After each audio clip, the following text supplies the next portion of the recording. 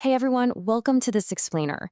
Today, we're going to decode the mechanics of everyday plastic and reveal both its incredible benefits and its severe risks. I am so excited to guide you through this, mostly because almost everyone has one of these sitting in their wallet, yet very few people truly understand the massive financial machinery operating behind the scenes every single time they swipe. We're going to look closely at how these cards actually work, how they make so much money off of us, and how you can use them to your advantage without getting burned. To really understand the appeal of credit cards, picture this highly relatable scenario. Imagine you're a student and suddenly the pandemic hits. Your online classes start tomorrow morning and you desperately need a smartphone to attend. The catch? Your bank account is essentially empty. Now, you could ask your parents to transfer some cash, but a standard bank transfer is going to take 2 to 3 days to process. And remember, your class is tomorrow. This is exactly the urgent dilemma credit cards are designed to solve. They perfectly bridge that stressful gap between needing something right this second and actually having the cash to pay for it. So here is our roadmap for today. We'll be covering 1. The ultimate mini loan.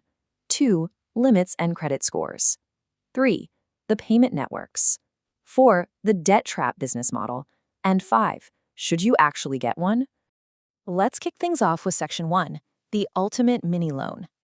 To really understand credit, we've got to clear up the fundamental difference between the two main cards sitting in your pocket right now, because mixing them up is exactly where a lot of financial trouble starts. When you use a debit card, that money is deducted directly from your personal checking account. It is your own hard-earned cash. But with a credit card, you are using the bank's money to make an instant purchase. The bank steps in, pays the merchant on your behalf, and you walk out of the store with your stuff, basically promising to pay the bank back later. Honestly, the best way to think about a credit card is just like a mini loan. Normally, when you take out a loan, the bank hands you a lump sum of cash. But here, instead of handing you physical cash, they give you a uniquely identifiable piece of plastic. It's got a magnetic strip, an expiry date, and that super secretive 3-digit CVV code on the back. Every single time you tap it, you are instantly borrowing money from the bank, which you are strictly obligated to repay by the end of the month. Now, here is where it gets really interesting, because using the bank's money creates some absolutely incredible benefits, especially when it comes to fraud protection. Think about it. If a scammer steals your debit card details, they are draining your personal bank account. But if they steal your credit card details, they are stealing the bank's money. Because the bank's own funds are on the line, they offer massive protections. In fact, if you report fraud within 3 days, your liability is literally zero. The bank just investigates and takes the hit themselves. Combine that unparalleled security with perks like free travel insurance, accident coverage, and heavy cashback rewards, and you can totally see why these things are so incredibly popular. Moving right along to Section 2, limits and credit scores. Now, obviously, the bank isn't just handing out unlimited free money to anybody who asks. They need a system to measure exactly how much trust they are willing to place in you, so every single card comes with a strict ceiling, known as a credit limit. Say your limit is $30,000, you simply cannot spend more than $30,000 without paying the bank back first. You can't just spend infinitely. The bank closely evaluates things like your monthly salary to ensure you can actually afford to pay them back before they set that ceiling. But salary is not the only thing they look at. They also look at a very specific number attached to your financial identity. If your credit score falls into this excellent range, anywhere between 750 and 900, it proves to the bank that you have a stellar track record of paying back your debts on time. It tells them, hey, this person represents a super low risk, which means they are way more likely to approve you for a premium card with a massive credit limit. See, the banking sector basically created this giant grading system, ranging from 300 to 900, purely to judge if you're actually going to repay your advances. If you're sitting way down in the 300 to 400 range, the bank looks at you as a very high risk. It means they have absolutely no trust in your ability to pay them back, and honestly, they might just flat out refuse to issue you a card at all. It's crazy, but your past financial behavior literally dictates your future financial power. All right, Section 3, the payment networks explained. Now that we know how you get approved for a card, let's step behind the curtain and look at the hidden digital infrastructure that actually processes your payment in those few seconds after you swipe at a store. Whenever you look at a credit card, you're going to see a logo in the corner from companies like Visa, MasterCard, American Express, RuPay, or Diners Club. Here is the vital thing to understand. These payment processing companies are completely distinct from the bank that actually issued you the card. Your bank provides the loan. These companies simply provide the digital pipeline that makes the transaction happen between the merchant and the bank. When you're choosing a card, you have to pick your network very carefully. Networks like Visa and MasterCard are universally accepted almost anywhere in the world, though their specific reward points might just be kind of standard. On the flip side, a network like American Express might be accepted in far fewer stores, but to compensate for that inconvenience, they often offer far superior super premium rewards. So you're constantly balancing convenience against the perks you want. What's really interesting is that banks themselves often lock into exclusive deals with these networks. For example, banks like RBL and Yes Bank have historically relied 100% on MasterCard, while Kodak heavily utilizes Visa. And this reliance can actually be super risky. Over in India, the Reserve Bank of India recently had to halt all new MasterCard issuances because the company violated certain data storage guidelines. People could keep using their old cards, for sure, but absolutely no new ones could be issued until they complied. It just goes to show how much power these hidden networks really hold. Which brings us to Section 4, the debt trap business model. Okay, so we've seen how the cards work and how the payments are processed.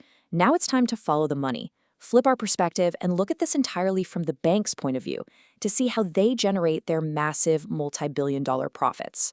Well, the banks have some pretty obvious ways of making money. They charge you straight-up yearly annual fees just to hold their premium cards. If you slip up and pay a day late, bam, they slap you with harsh late payment penalties. And oh my goodness, if you ever make the terrible mistake of using your credit card at an ATM to withdraw physical cash, they will instantly hit you with an extra 2 to 5% fee. But as annoying as those fees are, you'd probably be surprised to know that their absolute biggest revenue stream relies almost entirely on human psychology and our own bad habits. The whole thing really comes down to this one devastating number, 30%. If you fail to pay your full credit card bill at the end of the month, the bank can legally charge you up to 30% interest, compounded annually, on your remaining balance. That is easily 2 or 3 times higher than the interest rate on a standard personal or car loan. And this leads right into what's known as the debt spiral. You miss a payment, that massive 30% interest hits, and suddenly you owe significantly more money. You wait a few more days, the interest just keeps building, and within a few short months, that original purchase has completely ballooned into an unpayable mountain of debt. Here is the wild truth about the industry. If absolutely everyone paid their credit card bills in full and on time every single month, banks would lose a huge chunk of their global profit. Their entire business model inherently relies on a large percentage of users buying things they simply don't have the money for. This whole debt trap feeds heavily off consumer culture. In many European countries, credit cards are actually pretty unpopular.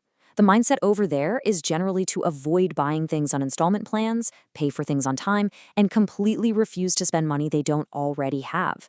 That's exactly why alternative, reward-heavy debit banks like N26 and Revolut are absolutely booming there.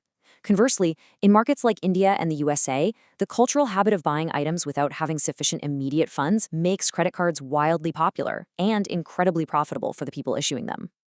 Finally, we've reached Section 5, should you get one? With all of these hidden fees, massive interest rates, and behavioral risks fully out in the open, what is the final verdict? The answer is yes, you should get one, but only if you stick to these very strict rules of engagement. Number 1, you absolutely must pay the full bill on time every single month. No exceptions. Number 2, treat it exactly like a debit card. Never buy something with a credit card that you couldn't comfortably afford to pay for in cash right now. Number 3, always do the math to ensure the rewards you're chasing actually outweigh the sneaky 2 to 3% processing fees banks often bake into their services. And lastly, use the card strategically to leverage its absolute greatest strength, acting as a protective firewall between online fraud and your actual bank account. If you follow these steps, you can safely extract the benefits without falling prey to their profit models. So I'll leave you with this final thought as we wrap up today's explainer. A credit card is literally just a tool. It is an incredibly powerful, financially protective tool if you use it correctly, and a devastatingly expensive weapon if you use it poorly. You have to take a hard, honest look at your own daily spending habits. Do you have the unshakable financial discipline to master the mini loan, or will the allure of instant gratification and that punishing 30% interest rate master you? The choice and the risk is entirely in your hands. Thanks for hanging out and learning with me today.